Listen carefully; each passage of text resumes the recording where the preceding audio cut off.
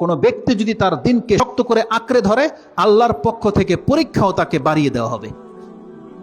যেই ব্যক্তি মনে করে যে আমার জীবনে যা কিছু ঘটে যাবে, আমি ইসলামের বিমুখ চলবো না, ইসলামের কোনো বিধিবিধানকে আমি লঙ্ঘন করব না, তাহলে সেই ব্যক্তি পদে পদে পরীক্ষিত হবে। তার আত্মীয় স্বজনের মোকাবেলা তাকে করতে হবে, বিভিন্ন অনুষ্ঠানগুলোকে তাকে ছেড়ে দিতে হবে, ওই সোসাইটি স্ট্যাটাস তাকে প্রত্যাখ্যান করতে হবে, যেহেতু সে ইসলাম ফলো করবে এটা দাবি করেছে। তাকে তার গেট আপ চেঞ্জ করতে হবে, তার মাথায় টুপি পরে যাবে, তার মুখে দাড়ি গজিয়ে যাবে, তার প্যান্ট টাকনার উপরে উঠে যাবে, তার মুখ হারাম থেকে মুক্ত হয়ে যাবে, তার রং ঢং থাকবে না, যেখানে সেখানে সে হাসি ঠাট্টা তামাশায় মিলতে পারবে না, তার ওয়াইফ তার ঘরে পর্দা থাকবে, পর্দাবিহীন তারা চলবে না, তার ঘরে মিউজিক বাজবে না। এগুলো প্রত্যেকটা জিনিস মেনটেন করে চলা একজন ব্যক্তি বুঝতে পারবে পরীক্ষা কি জিনিস।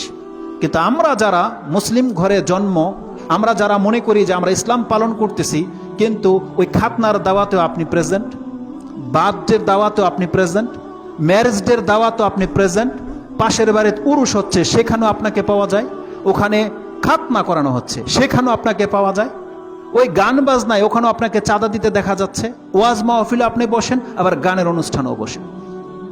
আপনি বুঝবেন না পরীক্ষা কি জিনিস। যেই ব্যক্তি মনে করে যে ধর্মকর্ম সব কি শুধু ধর্মকর্মই চলে, দুনিয়াও করতে হয়, এ বুঝবে না পরীক্ষা কি জিনিস। যেই ব্যক্তির পোশাক যেমন খুশি তেমন, সে কালারে কোনো ভেদাভেদ খুঁজে না, কোনটা জায়েজ না জায়েজ সেই ভেদাভেদ বুঝে না, যারা এগুলো মেনে চলে না, সে কোনোদিন বুঝতে পারবে না যে ইসলামের উপরে চলতে আবার কষ্ট কিসের, সে বুঝবে না কখনো। যেই ব্যক্তি ফজর পড়ে না, সে বুঝবে না জামাতে উপস্থিত হওয়া এটা কত কষ্টের ছিল, সে বুঝবে না। কিন্তু আল্লাহ সুবহানাহু ওয়া তাআলা যিনি স্রষ্টা, তিনি বুঝেন যে 5 ওয়াক্ত নামাজ কায়েম করা এটা যে কত কষ্টের, এটা আল্লাহ বুঝে। আর আল্লাহ সুবহানাহু ওয়া তাআলা সেই কথাটা উল্লেখ করে দিয়েছে কোরআনে। আপনি সেটা পাবেন কোন আয়াতে?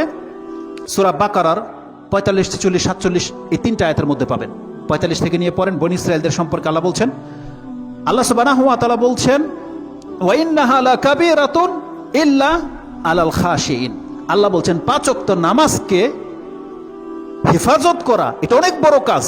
ওয়া ইন্নাহা লাকাবীর, আল্লাহ বলছেন অনেক বড় একটা ব্যাপার। তবে এটা কাদের জন্য সহজ? ইল্লা আলাল খাশিইন, যারা আল্লাহকে ভয় করে এই 5 ওয়াক্ত নামাজ পড়া তাদের জন্য সহজ। কিন্তু কাজটা কিন্তু সহজ নয়। আল্লাহ বলছেন কাজটা বড় কঠিন।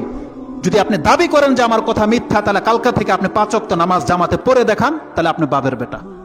তাহলে আপনি বুঝতে পারবেন যে হ্যাঁ আমি মুসলিম। পড়ে দেখান। আল্লাহ বলছেন ওয়া ইন্নাহা লাকাবীর।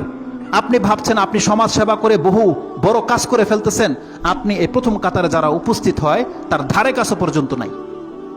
আপনি যেই দিন আসতে পারবেন, তাদের কাদের সাথে কাঁধ বিলিয়ে কাতারে দাঁড়াতে পারবেন, সেই দিন আপনি মনে করবেন যে হ্যাঁ আমি ধর্মকর্ম করছি, আমি কিছু নেকির কাজ করতেছি। আল্লাহ বলছেন ওয়া ইন্নাহা লাকাবীর, এটা অবশ্যই অনেক বড় ব্যাপার যারা 5 ওয়াক্ত সালাতকে হেফাজত করে। তাহলে তারা বুঝবে যে ইসলাম পালন করাটা কত কঠিন। যেই ব্যক্তি দেখবে যে আমি এই পথে গেলে অনেক টাকা ইনকাম করতে পারবো, সে বুঝবে না যে ইসলামকে ফলো করলে কতটা বাধাগ্রস্ত হতে হয়। কিন্তু সেই ব্যক্তি বুঝবে যেই ব্যক্তি ওখান থেকে মুখ ফিরিয়ে নেবে। যার ঘরে হয়তো আজকের খাবার আছে, কালকের হয়তো নাই, যার ঘরে হয়তো দেখতে পাবে যে তার বাচ্চারা অনেক কিছু খেতে চায়, দিতে পারে না, কেন সে হালালের উপরে আছে, সে চাইলেই ওদিক সেদিক যেতে পারে না, সেই ব্যক্তি বুঝে যে ইসলাম পালন করলে কত কঠিন।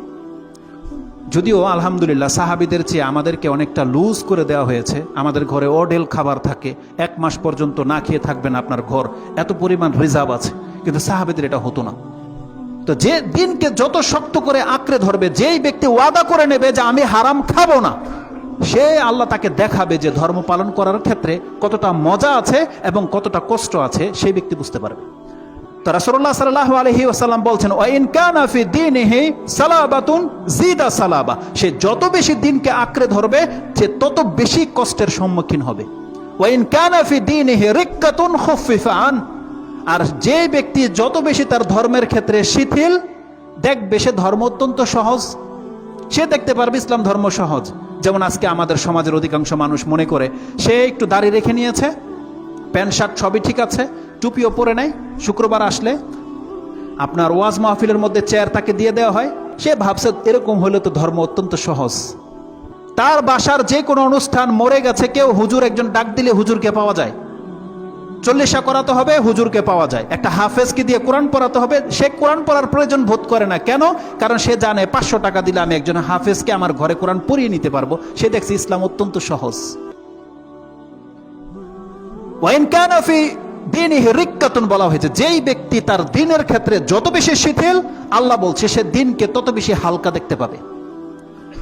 কারণ যেই ব্যক্তি মানে ফেজ হতে চায় না হকের, সেই ব্যক্তি সব কিছুকে আমভাবে দেখতে পায়। যেমনটা বলেছি, সব রকমের স্টেজের মধ্যে আপনাকে দেখা যায়। কিন্তু আপনি যখন দেখবেন আপনার ঘরে চাঁদা চেতে এসেছে গানের, আর আপনি বলবেন যে না আমি গানের টাকা দেই না, তাহলে ওই সমাজে টিকে থাকা আপনার জন্য তখন আপনি কষ্ট ফিল করবেন। যখন আপনি দেখবেন পাশের বাসায় নাচ গান হচ্ছে আর আপনি গিয়ে বাধা দিবেন যে দেখেন আমরা তো নামাজ পড়ি, ফজরে উঠতে হবে, মিউজিক বন্ধ করেন। আজকে এটা আমরা বলি না বিদায় আমাদের কাছে ধর্ম সহজ, কিন্তু আপনাকে বলতে হতো, এটা আপনার দায়িত্ব। যখন আপনি আপনার দায়িত্ব থেকে মুখ ফিরিয়ে নিয়েছেন, আপনি ভেবেছেন ইসলাম তো সহজ, মানে কেউ নাচ গান করবে, কেউ ইবাদত করবে, কেউ কোরআন পড়বে, কেউ গীতা পড়বে। এমনটা হয়ে গেছে আমাদের ধর্ম। মানে আমরা সবাই ভাই ভাই, যার যার ঘরে যা যা করি এটা আমাদের ব্যক্তিগত ব্যাপার, তারপর আমরা মুসলিম। ঐক্য চায় তারা। এভাবে ঐক্য হয়? বাতিলের সাথে ঐক্য হয়? সৎ ব্যক্তি আর অসৎ ব্যক্তি সমান হতে পারে? কি করে হতে পারে? আল্লাহ বলছেন যে জান্নাতি আর জাহান্নামী সমান, এটা হতে পারে না। তাহলে যেই ব্যক্তি ইসলাম পালন করে আর যেই ব্যক্তি ইসলাম পালন করে না, আংশিক কিছু ফলো করে, তার মানে সেই ব্যক্তি ইসলামটাকে যেভাবে দেখতে পায়, আর যারা 5 ওয়াক্ত নামাজ পড়ে কোরআন পড়ে তারা যেভাবে দেখতে পায়, ওই লোক কি সেম সেম দেখতে পায়? দেখতে পায় না। কারণ যদি একই রকম দেখতে পেত তাহলে তার গালেও দাড়ি গজিয়ে যেত, তার প্যান্ট টাকনার উপরে উঠে যেত, সেও কোরআন পড়তো, সেও আল্লাহ ছাড়ার কাউকে ডাকতো না, সেও নামাজে 5 ওয়াক্ত উপস্থিত হতো। কারণ আপনি তো ওইভাবে দেখতে পাচ্ছেন না যেইভাবে তারা দেখতে পায় যারা প্রথম কাতারে আসে। তাহলে দৃষ্টিভঙ্গির মধ্যে পার্থক্য আছে। তো রাসূলুল্লাহ সাল্লাল্লাহু আলাইহি ওয়াসাল্লাম বলছেন যার দিন যত শক্ত করে সে ধরবে, সে তত বেশি বাধা প্রতিকূল লক্ষ্য করবে। কিন্তু যেই ব্যক্তি দিনের ক্ষেত্রে শিথিল, ওই যে বললাম আপনাকে দাওয়াত দিয়েছে, বার্থডের দাওয়াত, আপনি সেখানে উপস্থিত, আপনি বুঝবেন না যে ধর্ম পালন করার মধ্যে কষ্ট রয়েছে, বুঝবেন না আপনি। তো আলা কুল্লি হাল আল্লাহ রাসূল সাল্লাল্লাহু আলাইহি ওয়াসাল্লাম বলছেন ওয়াইন কানা ফি দীনিহি রিক্কাতুন খুফিফা আন, যেই ব্যক্তি ধর্মের ক্ষেত্রে শিথিল তাকে তার ধর্মকে হালকা করে দেওয়া হবে।